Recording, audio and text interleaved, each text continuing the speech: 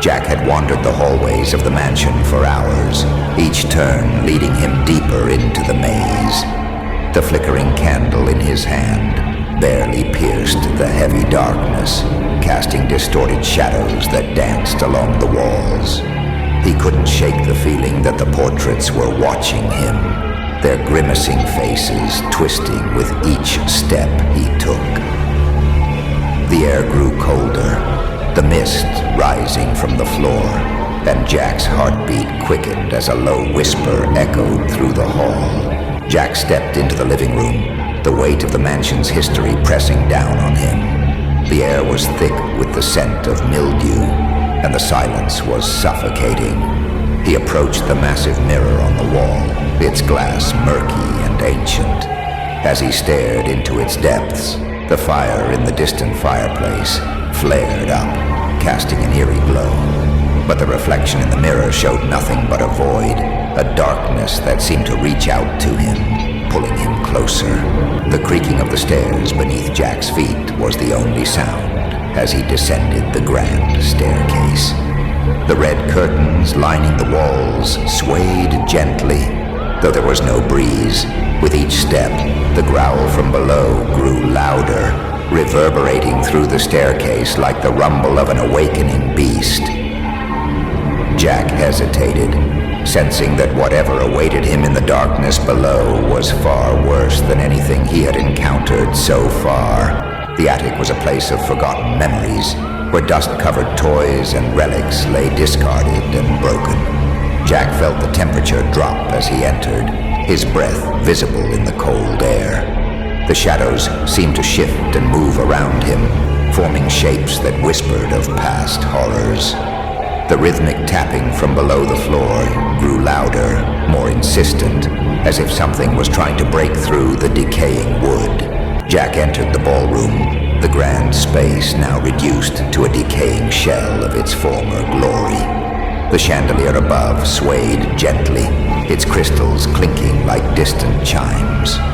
As Jack walked across the cracked floor, his footsteps echoed in the vast emptiness. Suddenly, the gramophone in the corner began to play a haunting waltz, the music distorted and eerie, filling the room with an unsettling melody. Jack felt an invisible presence swirling around him, drawing him into the dance. The corridor stretched endlessly before Jack, each door slightly ajar, revealing nothing but darkness within. The air was thick with a sense of dread, the scent of decay clinging to his every breath.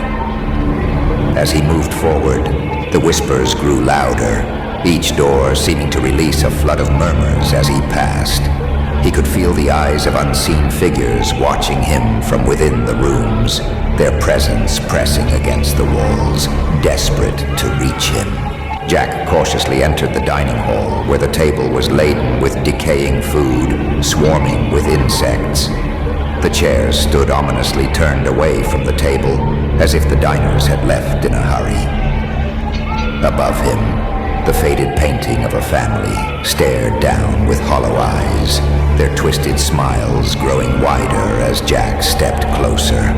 A sense of overwhelming dread filled the room, and Jack knew he was not welcome here. The basement was a place of nightmares, the walls lined with chains that clinked softly in the still air. Jack shivered as he felt the dampness seep into his bones. The floor was wet, ripples forming as if something was moving just beneath the surface. The scratched messages on the walls spoke of desperation, each word a testament to the horrors that had taken place here. From deep within the darkness, slow, deliberate footsteps began to echo, drawing closer with each passing moment. Jack found himself in a garden lost to time, where the plants had grown wild, their twisted vines choking the life from everything around them. The statues, once proud and majestic, were now broken and eroded, their features worn away by years of neglect. The rustling leaves whispered secrets as Jack walked among them, though no wind stirred the air. From the depths of the garden, a pair of glowing eyes watched him, unblinking, waiting. The library was vast, its towering shelves filled with ancient tomes, each one covered in a thick layer of dust. As Jack wandered through the aisles, he noticed that every book he opened was blank, the pages yellowed and crumbling. A strange path, free of dust, led him to a large open book on a pedestal. As he approached, the pages began to turn on their own, revealing symbols that seemed to writhe and twist before his eyes.